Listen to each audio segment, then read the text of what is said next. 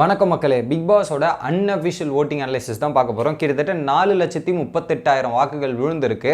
முதல் இடத்துல 50% மேலே வச்சுருக்காங்கன்னா அது ஒரு மிகப்பெரிய வெற்றிங்க. ஸோ அன்அஃபிஷியலில் ஒரு 50% மேலே வச்சுருக்காங்கன்னா அந்த அளவுக்கு ஒரு பொட்டென்ஷியல் உள்ள கேண்டிடேட்டாக தான் இப்போ விசித்ரா திகழ்கிறார் அப்படின்றது தான் உண்மை.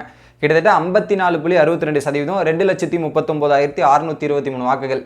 ஸோ யாரும் எட்டாத நிலைமையில் இருக்காங்க. 50%னா ஒட்டுமொத்த இருக்கிற 8 பேரில் 7 பேர் சேர்ந்தால் கூட 50% நெருங்க முடியாது போல். அந்த மாதிரி ஒரு நிலைமையில் வந்து விசித்ராவோட ஓட்டிங் பேங்க் ஹெவியாக போயிட்டுருக்கு. ஓப்பனாக அடிக்கிறாங்க. யாராக இருந்தாலும் பரவாயில்ல, வா இதுதான் என் கேம் பிளேன்றது. அது பாசிட்டிவோ நெகட்டிவோ டேரெக்டாக அடிச்சுட்டு அதுக்கான விளைவுகளை எடுத்துக்கிறாங்க. வேறு லெவலான ஒரு தக் லைஃபுக்கே ஃபேன் ஆகிட்டாங்க மக்கள். நிறைய விசித்ராவோட தக் லைஃபுக்கு அந்தளவுக்கு ஒரு ஃபேன் பேஸ் உருவாயிடுச்சுன்னு நான் நினைக்கிறேன். பயங்கரம் பண்ணிகிட்டு இருக்காங்க. ரெண்டாவது இடத்துல ரவீனா 10.19%, 44,712 வாக்குகள். ஸோ ரவீனாவோட கேம் பிளே இதுக்கப்புறம் இம்ப்ரூவ் ஆன மக்களே. ஸோ ஓட்டிங்கில் ஃபஸ்ட்டு வீக் அப்புறம் இப்போ ரொம்ப நாள் கழிச்சு வந்திருக்காங்க. ஸோ ஓட்டிங்கில் இந்த 10% விட்டு நிறைய பேர் மாற மாட்டிக்கிறாங்க, ஏற மாட்டிக்கிறாங்க. ஸோ அதுக்கான இம்ப்ரூவ்மெண்ட்டு நடத்தணும். நேற்று வந்து ஒரு சில இடத்துல அர்ச்சனாவை பற்றி பேசியிருந்தாங்க. அதுக்கப்புறம் பார்த்தீங்கன்னா பெருசாக அந்த அளவுக்கு எக்ஸ்பெக்டேஷன் இல்லை நேற்று எபிசோடை பொறுத்தவரையும். ஸோ இன்றைக்கி எதனா மாறுதல் ஏற்படுது. பட் அந்த கூல் சுரேஷோட மேட்ரு சூப்பர் மேரக்டர். அந்த விதத்தில் ஒரு என்டர்டெயின்மெண்ட் பண்ணாங்கன்றதை அக்செப்ட் பண்ணிக்கலாம். ரெண்டாவது பார்த்தீங்கன்னா மணிச்சந்திரா 9.81%, 43,000 வாக்குகள். கிட்டத்தட்ட ரவீனாக்கும் மணிக்கும் வந்து 1000 வாக்குகள் டிஃபரன்ஸ் இருக்குது. மணி இன்னும் அந்த சைலண்ட் மோட்லேயே இருக்காருங்க. ரவீனாவை விட்டு வெளியே வந்து ஓப்பனாக பல விஷயங்கள் பேசினா நல்லாயிருக்கும். அதை பேசுறதுக்கான வாய்ப்பு கிடைச்சாலுமே அதை யூஸ் பண்ணிக்க மாட்டேங்கிறாரு.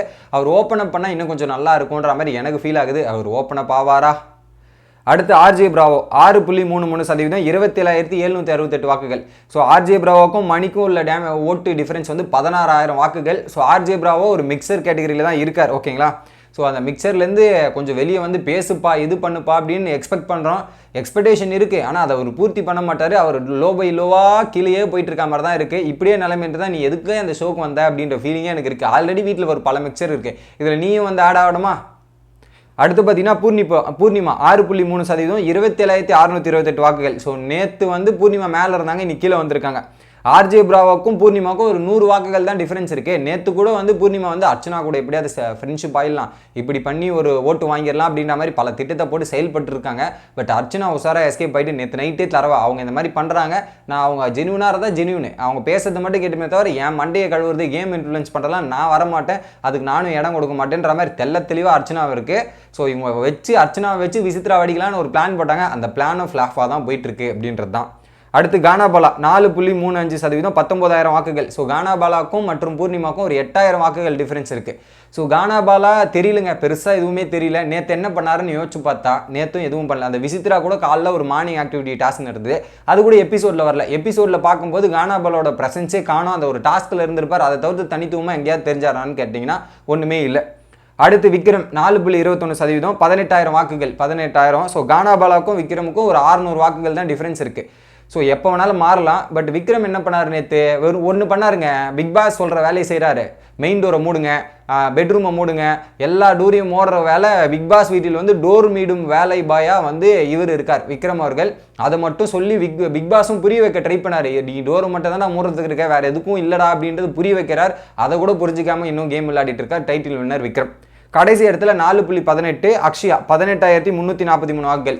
ஸோ இதில் விக்ரம் போரிங்கா இல்லை அக்ஷயா போரிங்கான்றது ரொம்ப டஃப் காம்படிஷன் போயிட்டு இருக்கு. 100 வாக்குகள் தான் டிஃபரன்ஸில் இருக்குது. நீயா நானா ஃப்ரெண்டில் யார் வெளியே போகிறதுன்ற மாதிரி மிகப்பெரிய ஒரு போட்டி நடந்துட்டு இருக்குது. நேற்று கொக்கோ மில்கில் ஒரு கண்டென்ட்டை போட்டி ஒரு கிரையிங்க போட்டாங்க. அந்த கிரையிங்கு ஓட்டு வரும்னு பார்த்தா இங்கே ஓட்டு வரல மக்களே. அதே எப்பவும் போல் லாஸ்ட் இடத்துல தான் உட்காந்து இருக்காங்க. ஸோ மாற்றம் வந்து இவங்க 2 ஃப்ரெண்ட்ஸ் தான் இப்போதைக்கு க்ளோஸாக இருக்காங்க, ஓகேங்களா.